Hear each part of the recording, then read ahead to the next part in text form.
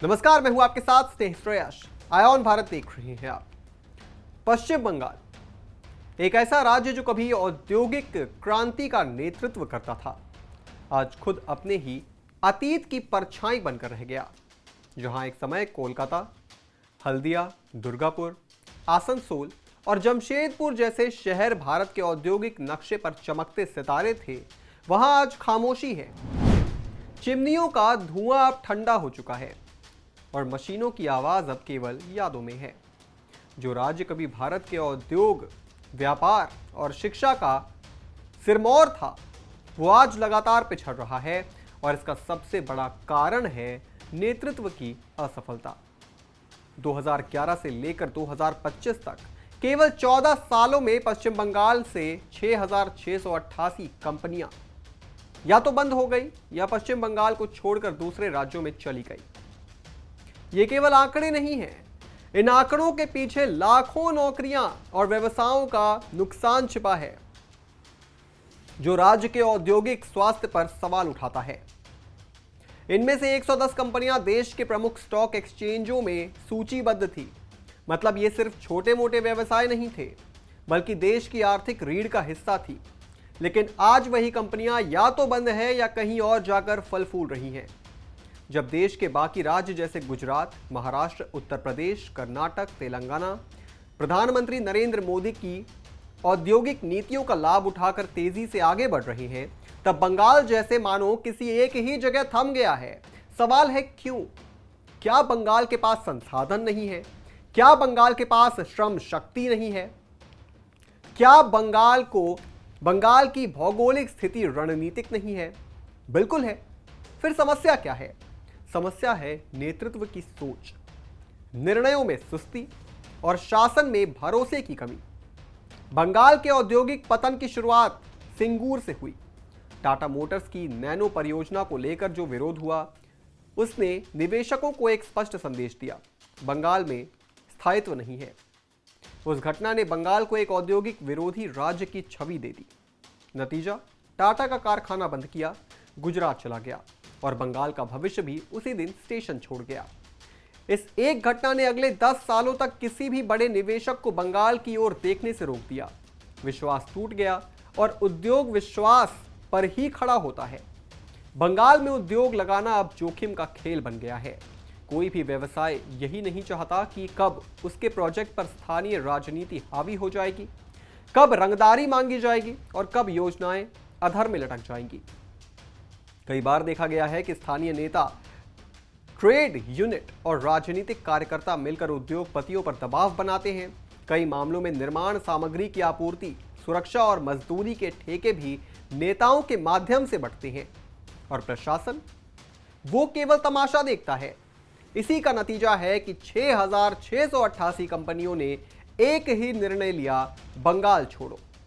जब बंगाल से कंपनियां जा रही थी तो महाराष्ट्र, दिल्ली, उत्तर प्रदेश, छत्तीसगढ़ और गुजरात ने उन्हें खुली बाहों से अपनाया। महाराष्ट्र में 1,308 कंपनियां शिफ्ट हुई, दिल्ली में 1,297 और उत्तर प्रदेश में 879। ये केवल संख्याएं नहीं हैं, ये बंगाल की उस चुप्पी के तमाचे हैं जो उसने निवेशकों की आवाज पर साधी रखी। जब दूसरे राज्य तेजी से भूमि अधिग्रहण, पर्यावरण मंजूरी, बिजली कनेक्शन और टैक्स में छूट जैसी सुविधाएं दे रहे थे, तब बंगाल की फाइलें महीनों फाइलों में घूमती रहीं। उद्योगपतियों को मंजूरी के लिए न सिर्फ इंतजार करना पड़ा, बल्कि उन्हें अनौपचारिक व्यवस्था भी करनी पड़ी। जब उद्योग नहीं होंगे तो रोजगार कहां से आएगा? बंगाल के युवाओं के पास अब दो ही विकल्प हैं: या तो राज्य में बेरोजगारी झेलो या राज्य छोड़ दो। Centre for monitoring Indian economy की रिपोर्ट के अनुसार 2024 में बंगाल की बेरोजगारी दर 7.5% पार कर गई थी। यह आंकड़ा उन हजारों छात्रों की और तकनीकी डिग्रियों के लिए सदमा है और कोलकाता, दुर्गापुर और बीरभूम से निकलकर अब बेंगलोर, हैदराबाद और पुणे की तरफ रुख कर रहे हैं। बंगाल से मजदूर केरल, पंजाब और महाराष्ट्र तक जा रहे हैं, जहां वो ईंट ढो रहे हैं, इमारतें बना रहे हैं और पेट पाल रहे हैं। ये केवल पलायन नहीं है, ये संभावनाओं का विस्थापन है। ये उस सपनों का अंत है जो बंगाल ने एक समय देखा था। Kolkata port, Haldia dock, NH और रेलवे नेटवर्क, इन सब का इस्तेमाल देश को जोड़ने और व्यापार बढ़ाने के लिए किया जा सकता है। बंगाल की भौगोलिक स्थिति उसे भारत के पूर्वोत्तर, नेपाल, भूटान और बांग्लादेश से जोड़ती है। यह एक राजनीतिक प्रवेश द्वार हो सकता था, लेकिन अफसोस इस संभावना को कभी लाभ नहीं उठाया गया। बंगाल आज भी उसी ढांचागत सुविधाओं पर चल रहा है जो दशकों पुरानी है। SEZ यानी special economy zone, logistic hub, textile cluster, metal park, इन सब की घोषणाएं तो हुई, लेकिन धरातल पर कुछ भी बदला नहीं। बंगाल में शासन का एक बड़ा संकट है, निर्णय लेने की क्षमता की कमी। ममता सरकार उद्योगों के मसलों पर ठोस निर्णय लेने से हमेशा कतराती रही है। योजनाएं बनती हैं, घोषणाएं होती हैं, लेकिन क्रियान्वयन गायब होता है। बंगाल ग्लोबल बिजनेस समिति जैसे आयोजनों में हजारों करोड़ के निवेश के MOU साइन होते हैं, लेकिन उनमें से अधिकांश परियोजनाएं कभी शुरू की ही नहीं जाती। 2023 के BGBS में 3 लाख करोड़ के निवेश MOU साइन हुए, लेकिन 85% से अधिक योजनाएं कागज पर ही रह गई।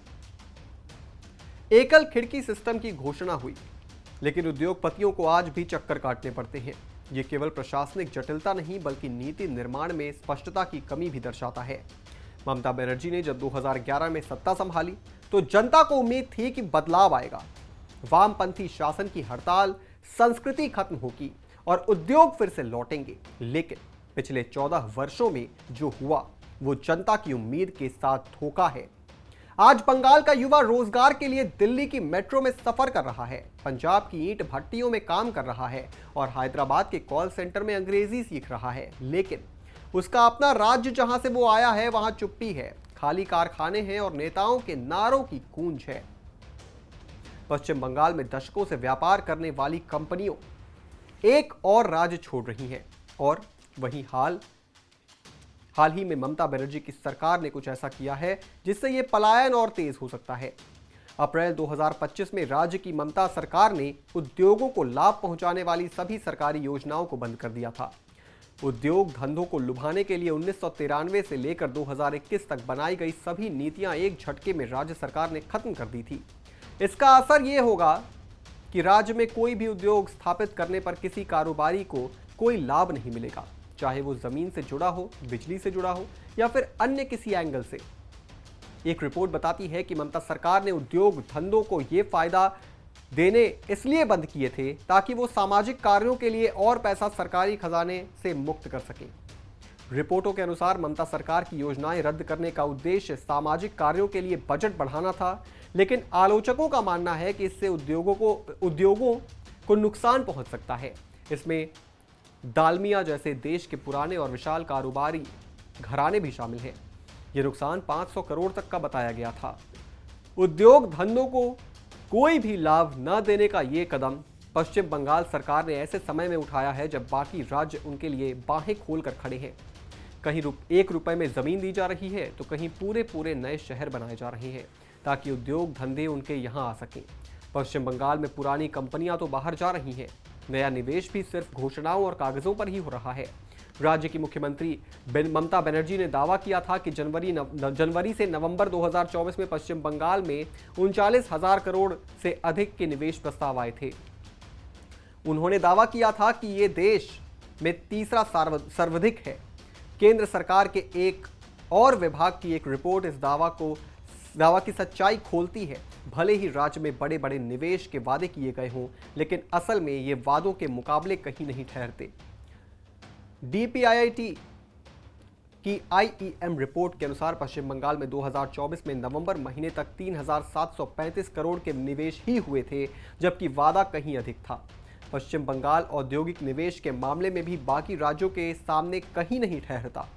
यही रिपोर्ट बताती है कि 2020 से 2024 के बीच जहां उत्तर प्रदेश में 71,000 करोड़ रुपए से अधिक का निवेश हुआ, तो वहीं इस दौरान पश्चिम बंगाल मात्र 15,000 करोड़ का ही निवेश आकर्षित करने में सक्षम रहा। निवेश आकर्षित करने के मामले में वो झारखंड तक से भी पीछे है। पश्चिम बंगाल से उद्योग धंधों का पलायन राज्य की नहीं बल्कि पूरे देश के लिए चिंता की बात होनी चाहिए। पश्चिम बंगाल देश का चौथा सबसे अधिक आबादी वाला राज्य है, लेकिन इसका देश के औद्योगिक आउटपुट में मात्र 3.5% हिस्सा है।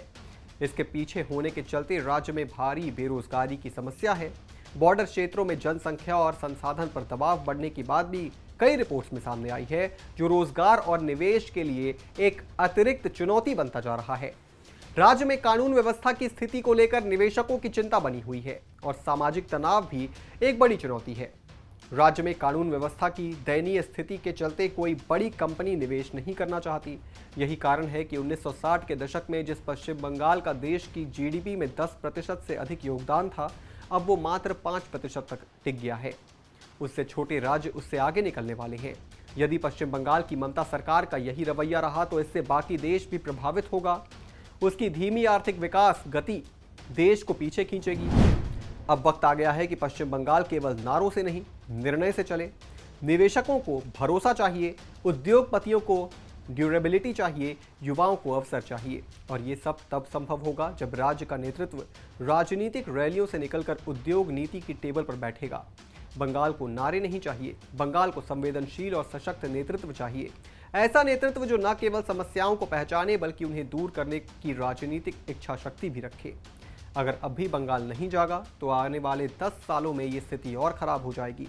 उद्योग का भरोसा एक बार फिर चला गया तो उसे दोबारा लौटना बहुत मुश्किल होता है। इस पूरी खबर पर आप क्या सोचते हैं दोस्तों, कमेंट बॉक्स में जरूर लिखते जाइएगा और भी तमाम बड़ी खबरों से जुड़े रहने के लिए आप देखते रहें आय ऑन भारत।